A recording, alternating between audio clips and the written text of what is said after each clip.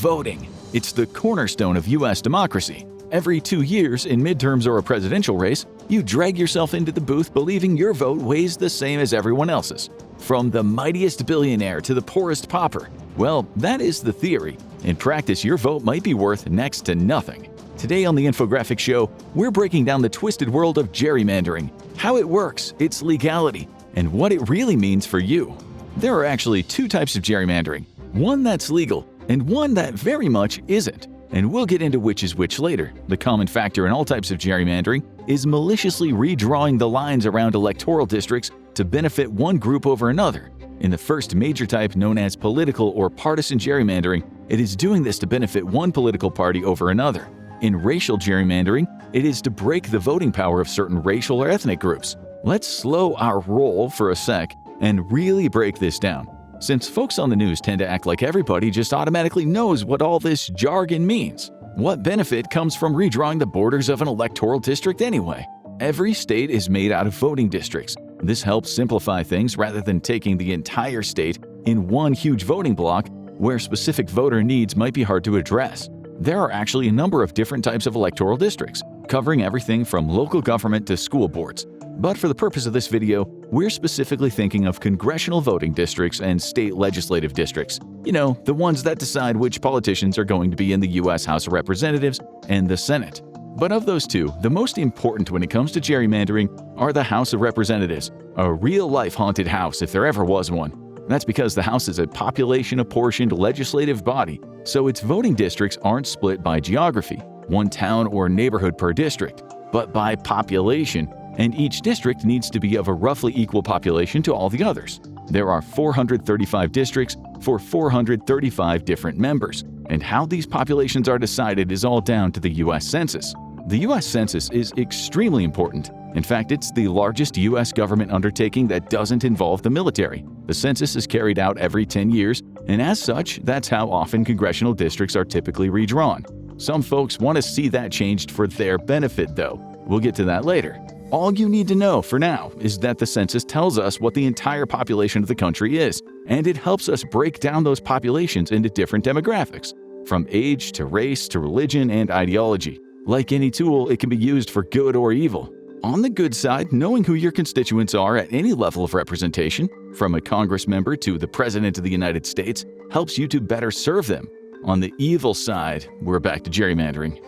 When it comes to apportioning electoral districts, that is the fancy word for splitting the populations of areas into different chunks in the redistricting process, there are two basic rules you have to follow, even if you're gerrymandering. One of these rules is that every district needs to be contiguous. In other words, they need to be physically next to each other. You should be able to travel to any point in the district without ever leaving it. There's some leeway for districts split by bodies of water, but only if there is a physical way to cross, like a bridge. The other rule is that every electoral district in a state needs to have an equal population to every other district. That's so you don't have a Congress member in a district of 10,000 people holding just as much sway in the House as someone with 100,000 constituents. Still with us? Good. Those are the two magic rules. And here's the scary part, as long as you follow them, you can make the districts as warped and freaky as you want, all to serve your own political agenda. The nuance of this is that redistricting is in and of itself a good and important process. As the years roll on, populations and the demographic makeup of those populations shift, so it's important to redraw the lines now and then to make sure everyone has fair representation. This works best when the people in charge of this are all fair and impartial in their judgments. But who's responsible for redistricting in each state when the census rolls around? Whatever party is in power when it happens. In essence, it's like passing a group of kids the cookie jar every 10 years and simply hoping they're not going to touch any of the cookies. And if you think they are not, well, we admire your optimism. But that is sadly just not the world that the rest of us are living in. To quote an old sports cliche, if you ain't cheating, you ain't trying. Since giving up gerrymandering would be like handing the other side a loaded weapon, neither party is about to take the high road. The only way it ends is if it's stripped from both of them at once, and right now, no one has the power or the will to make that happen. Let's get into specific techniques for how gerrymandering works. There are two main tactics for doing dirty electoral deeds while redistricting: packing and cracking. Packing is when you redraw the districts to pile a whole bunch of your voters into one place. This gives you a better chance of taking the victory when voting comes around. For example, let's say you're a Republican redistricting an area that is heavily Democratic. Thanks to the information you've gotten from the census, you'll already know exactly which pockets of the state are full Republicans. You can draw one of the districts to contain multiple of these pockets, guaranteeing that the result for that particular district will swing Republican and net you another seat in the House for your trouble. Cracking is the opposite. It's using redistricting to destroy an electoral stronghold for your political enemies, which can effectively steal a seat right out of your political enemy's hands. Let's say you're a Democrat in control of a state legislature, and one of your districts is an electoral stronghold for the Republicans. While you're redistricting, you can cut up that Republican stronghold like cake and give little slices of Republican voters to a series of Democratic stronghold districts, effectively diluting their vote into nothingness. The commonality between packing and cracking is that if you're a voter for the party on the back foot, your vote is effectively worthless. You're always going to be the quietest person in the room. In a fair system, voters pick their representatives, but under gerrymandering, representatives pick their voters, and they move them around like pieces on a chessboard to lock in a win. And no matter which party is pulling the strings, you are always going to be the loser, with the power of your right to vote being undermined. There are also two other gerrymandering tactics that can be used by unscrupulous politicians, though they are a little less common than cracking and packing: hijacking and kidnapping. Admittedly, they've got way scarier names than the other two.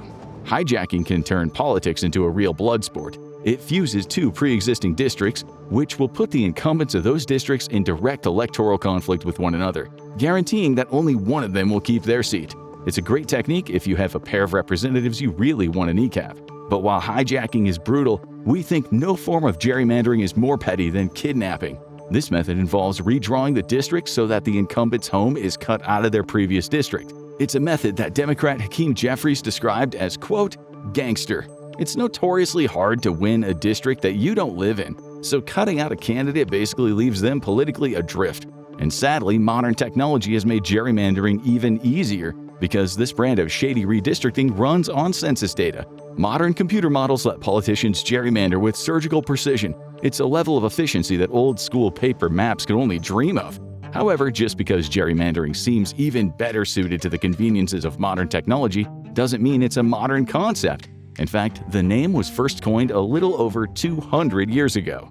The man who lent his name to this infamous political tactic was Massachusetts Governor and later James Madison's Vice President, Elbridge Gerry. Which honestly sounds like the kind of name we would just make up to bluff our way into an exclusive country club.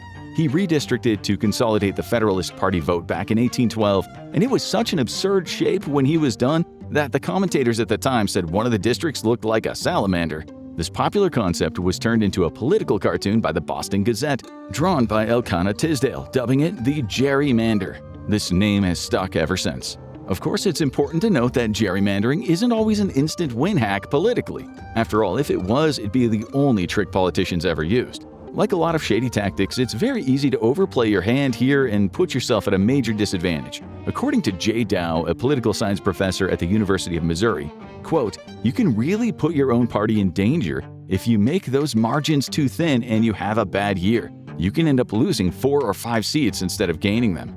There's even a name for that kind of backfire: dummy-mander, because everything about this is weirdly childish." Still, learning all of this might have left you feeling a little paranoid. What if your district has already been gerrymandered and you didn't even know it? Thankfully, according to Richard Briffault, a Columbia Law School professor, there are certain symptoms that you can look out for.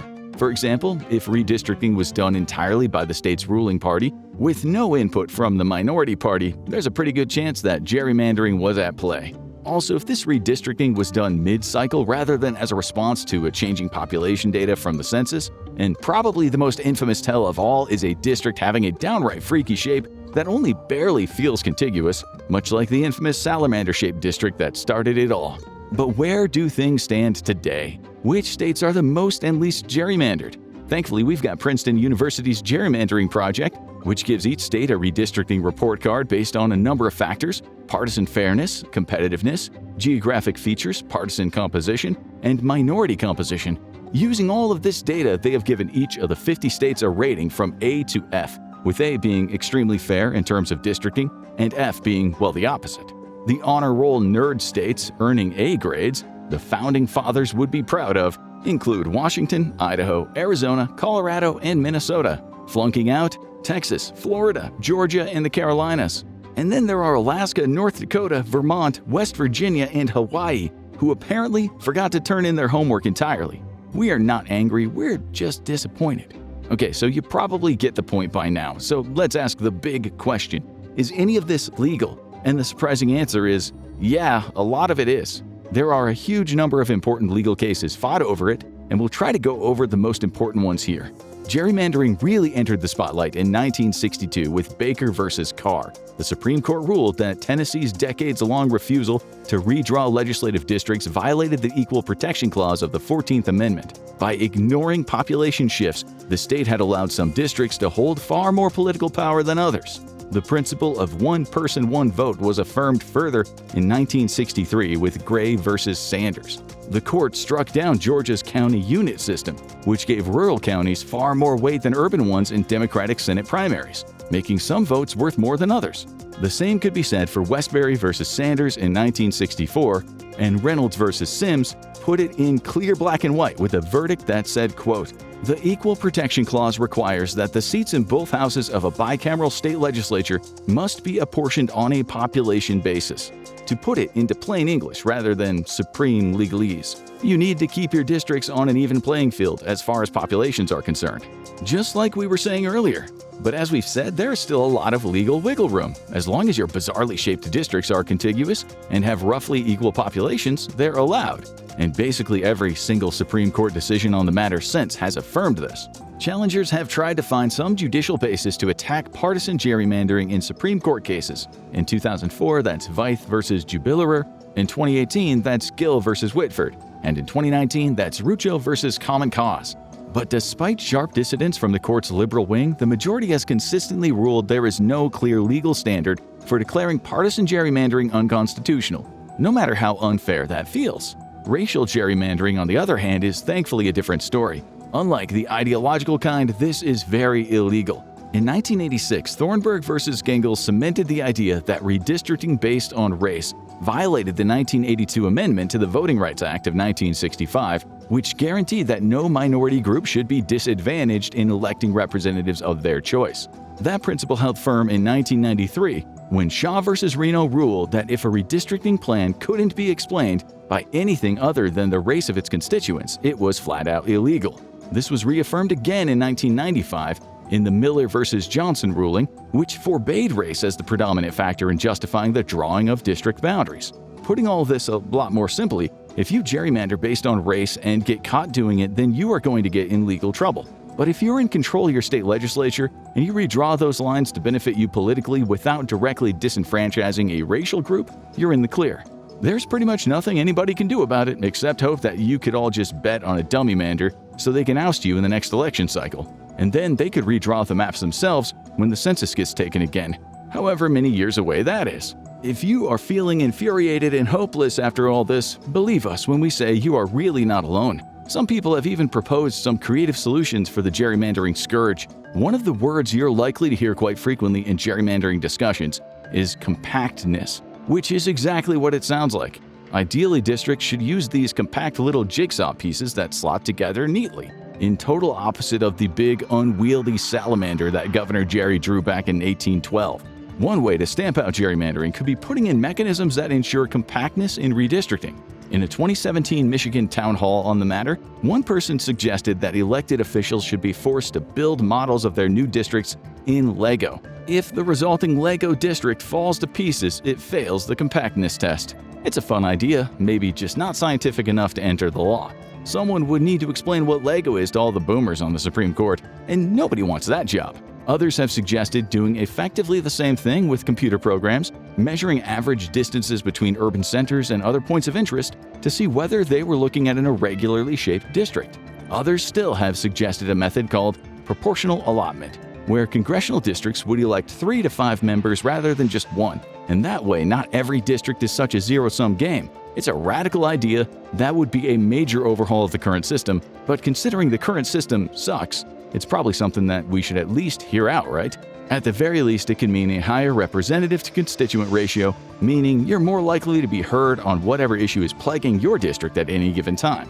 But if that all seems a little too out there for you, the best solution to gerrymandering might be what Arizona, California, and Idaho are already doing: handing redistricting over to independent, nonpartisan commissions every decade.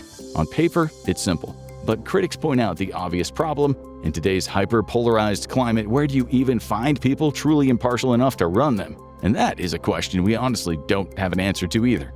A question that we're going to have to engage with is, what does all this mean for democracy in the United States of America?